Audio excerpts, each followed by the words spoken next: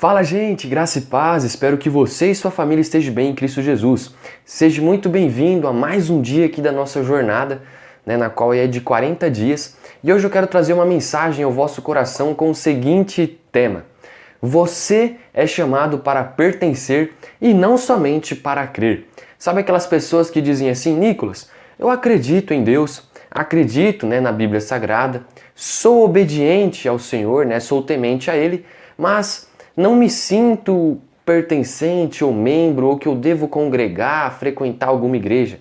Não gosto, não me sinto bem, já vi muitas coisas que me desagradou e por esse fator eu acredito em Deus, mas não frequento, não congrego, não sou membro de nenhuma igreja, de nenhum corpo de Cristo.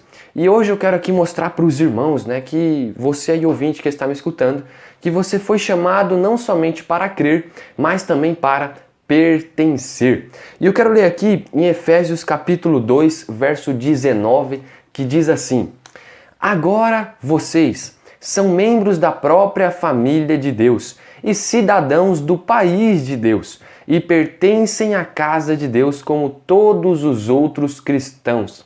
Amém? Somente até aqui.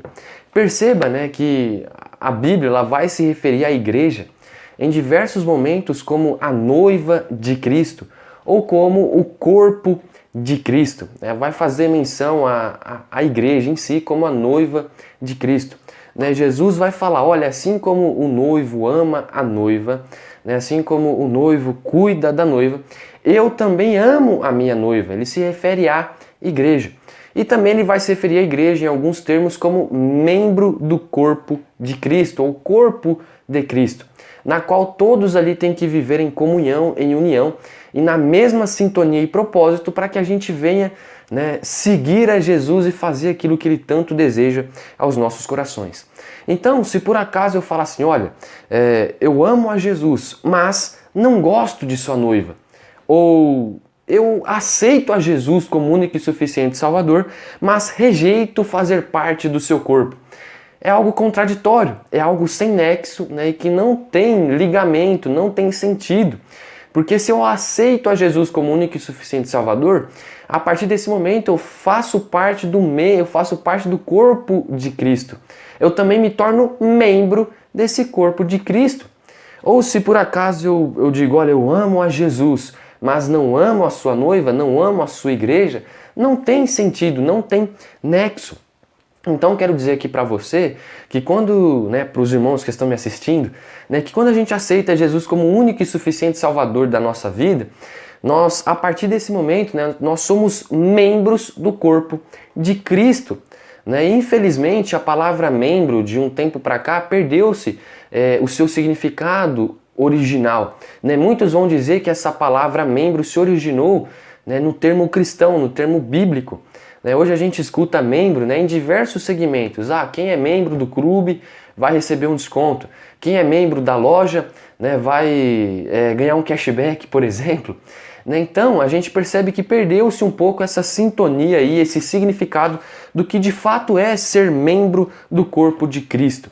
Segundo o apóstolo Paulo, na sua perspectiva, ele vai falar o que ele acha e na perspectiva dele, o que ele entende como membro. Percebam, meus irmãos, que Paulo vai dizer assim, olha, ser membro da igreja significa ser um órgão vital de um corpo vivo, parte indispensável e inseparável do corpo de Cristo. Então é necessário restabelecermos esse princípio e esse significado dessa palavra. Então compreenda que a igreja ela é um corpo e não um edifício comercial. Ela é um organismo e não uma organização.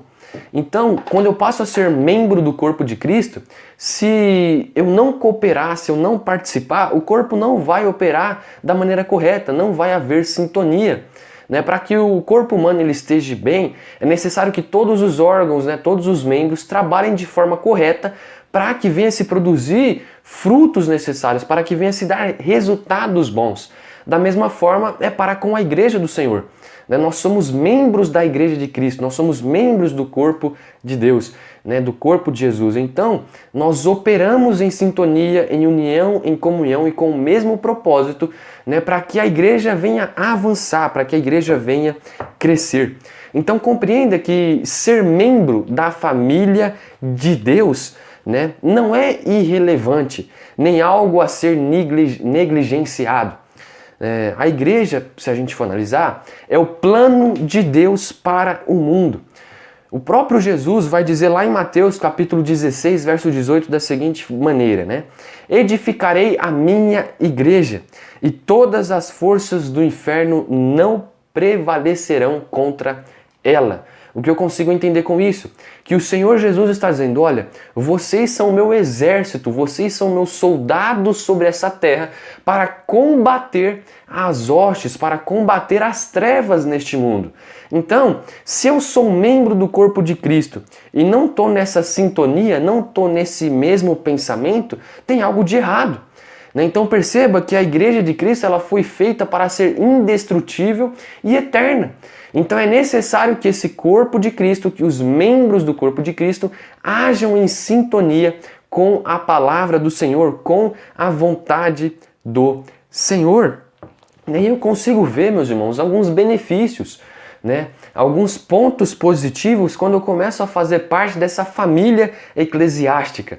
Como assim, Nicolas, família eclesiástica? A igreja, a sua forma original ali, no latim, se eu não me engano, significa eclésia.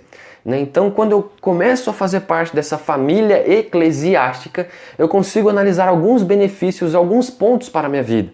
O primeiro, eu consigo me tornar um cristão verdadeiro, um discípulo verdadeiro.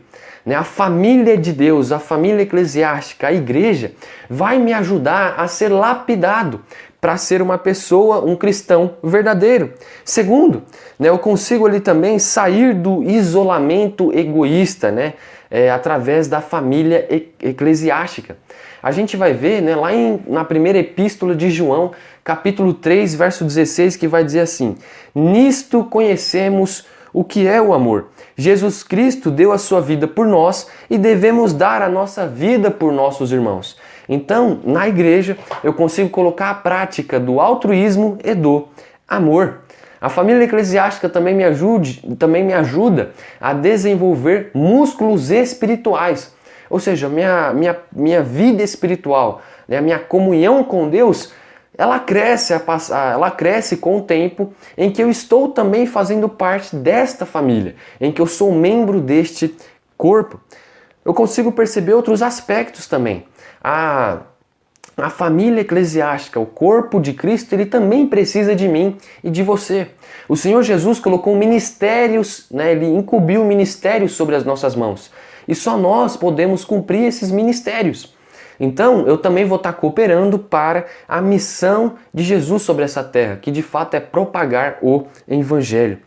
E outra coisa que vale ressaltar aqui, quando eu faço parte dessa família de Cristo, eu também consigo combater o retrocesso. Ou seja, irá me impedir de retroceder, de voltar às velhas práticas, de voltar às velhas atitudes, ao velho homem, e a ser lapidado e a ser melhorado a cada dia. Então eu espero, de fato, que essa mensagem tenha falado ao seu coração. E se por acaso você gostou dessa mensagem, comenta aí nos comentários, diga aí no comentário se você faz parte da Igreja de Cristo, se você pertence, se você somente crê, e se você por acaso conhece alguém que precisa escutar uma palavra como essa, compartilhe também. E eu quero que você entenda uma coisa, se por acaso você procura uma igreja perfeita sobre essa terra, você vai acabar se lamentando, se frustrando, porque não existe nesse momento uma igreja perfeita na terra, porque nós somos formados, a igreja é formada por pessoas imperfeitas. Jesus nos amou sendo nós pecadores. Da mesma forma, é nós para com as outras vidas. Nós também temos que amar aos próximos, nós também temos que amar cada pessoa. Nós amamos o pecador, mas abominamos o pecado. Então, da mesma forma que Jesus amou a igreja, amou eu e você sendo pecador, nós amamos o pecador, mas abominamos o pecado. Então, igreja perfeita só vai existir no céu. É onde não entra pecado, aonde não entra raiva, onde não entra ira, aonde não entra aquilo que desagrada ao Senhor. Então, enquanto estivermos aqui sobre essa terra, vai ser um constante processo, né, de lapidação, de aperfeiçoamento. Amém? Então guarde isso no seu coração. Você foi chamado não somente para crer, mas também para pertencer. Deus abençoe.